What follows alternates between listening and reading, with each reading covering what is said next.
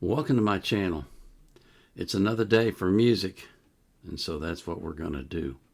I've got 6 requested reactions for you as usual, but I also have a bonus video. We're going to look at another episode of Epic the Musical. I've been informed by some of the commenters that the second one that I did was out of order. And what I did when I first found out about this, and I reviewed the very first one, or reacted to it, I mean, some of the people came in and commented and said, here's a link to a full list of all the videos. And I thought, that'd be interesting to do, I think. I sort of did the same thing with Randy Travis. I featured him for probably 3 weeks. Not every day, but almost every day. So I thought, well, why not do that for Epic the Musical? But I had copied 2 links to what I thought were the same thing for Epic the Musical, and it turned out one of them skipped some episodes. And so now that I'm aware of that, I'm going back and doing what should have been the second one, which is Just a Man. And there's actually one more before the one I already did. So I hope going out of order doesn't screw you up too much. It'll probably screw me up something fierce. But that's part of the old age thing. But anyway, before we get into that, I do want to thank you for coming here and for supporting me. It's amazing what you've done with my channel. It's grown like crazy. I keep getting subscribers every single day. It's just amazing. It really is amazing. And I'm so very thankful. So thank you very much. I always put the artist links in the description of their playlist so that you can support them as well if you want. So I have a playlist for Epic the Musical, and I will put that, I have already put all the links in that playlist so that you can find them at any time. I don't put the link to the song I'm reacting to there. I put it in the video description, along with a link from Wikipedia for whatever I can find that's relevant.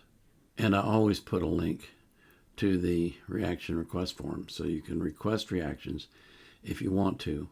I don't take requests from the comments, so if you put a request in the comments, I'm going to respond by replying with a link to the form for you to fill out. That's how it works. Okay? So this is Epic the Musical, and I guess we can call this part 2. It's called Just a Man.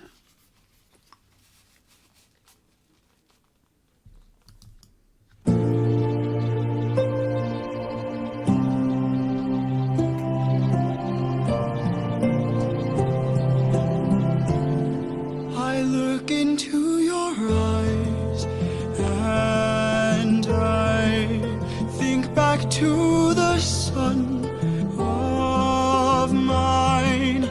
You're as old as he was when I left for war.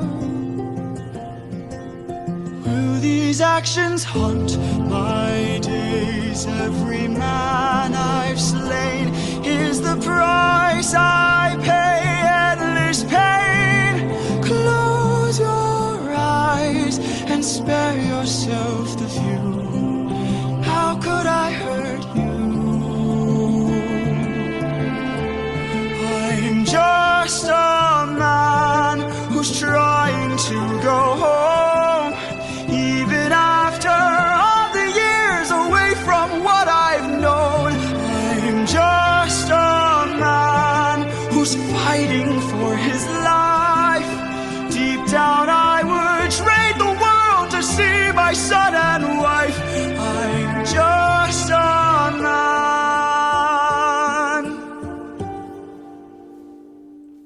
But when does a comet become a meteor?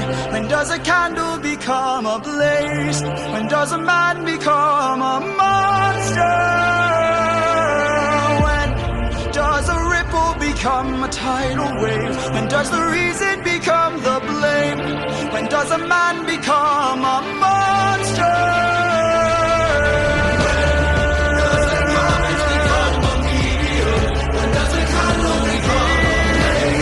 I'm just a man.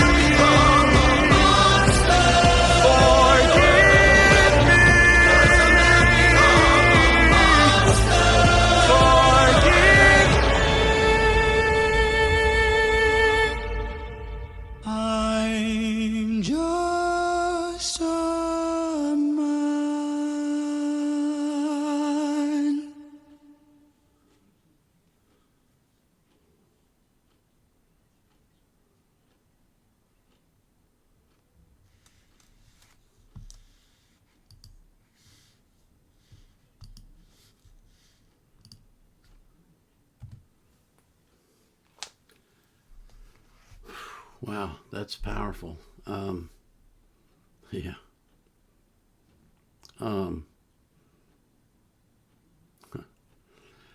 Some of you who watch my channel mistakenly think that I've been in combat. I have not. I served for 6 years in the Navy, but I never set foot in Vietnam. I was never involved in any combat at all. So what I know about combat, I know from personal friends who have been in combat and have talked to me about it. They might not talk to you, but they'll talk to another vet. And so that's where my knowledge comes from. It doesn't come from actual personal experience. But I can tell you that what he sings about in this song is not that unusual for men to go through when they come back from war. If it's hard, it's really hard for a civilian to understand, but I'll try to explain it in a way that maybe makes sense to you. Excuse me. This is specifically for the Vietnam War. You got on a plane, and 23 hours later, you landed in Vietnam. It was a completely different world from the one you came from. It was hot. It was humid. It was dusty. It was strange people with a strange language that you didn't understand. And, you know, with the military, often you get involved in moving from place to place, and you just get used to it after a while. That, you know, we're going to move you here, we're going to move you there, we're going to put you over here. And you just do what you're told until you get there, and then you try to settle in. But then comes the patrols. And everything is fine until the bullets start flying. And then all of a sudden, you realize this is real. This ain't no joke. And you become what I guess I would call hyper aware. The slightest little noise you can pick up on, the slightest change in odor you will notice. Your senses are just on super high alert. And you're that way for, in the case of the Vietnam War, 365 days. And then one day your tour is up and you get on a plane and 23 hours later you land back home in America, and it's a completely different world. And nobody's shooting at you. There's no bombs going off. There's nothing you have to duck and hide from. And it's like you've been doing this for a year, and all of a sudden you don't have to do it anymore. It's very, very disconcerting, very strange, very odd to deal with. And some guys really struggle with dealing with it. Other guys don't have much of a problem at all. I mean, I would say probably maybe 25 to 30% of the guys who go to war end up with PTSD. So it's not everybody, but it's a significant number. And some of them, the slightest noise, like the backfire of a truck, will set them off, because it takes them right back to being in the jungle and being shot at. You know, he's come home from war, and in his mind he's thinking, I'm the same guy I've always been, but he's not.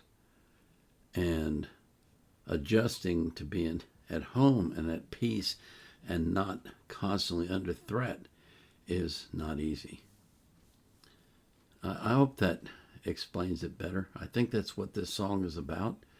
And whoever wrote this either has been in combat or has known people that have been in combat, because you couldn't write that unless you knew that stuff. So kudos to them for understanding what it's like, for knowing what the issues are. And, you know, there's one other thing that I want to mention. Excuse me.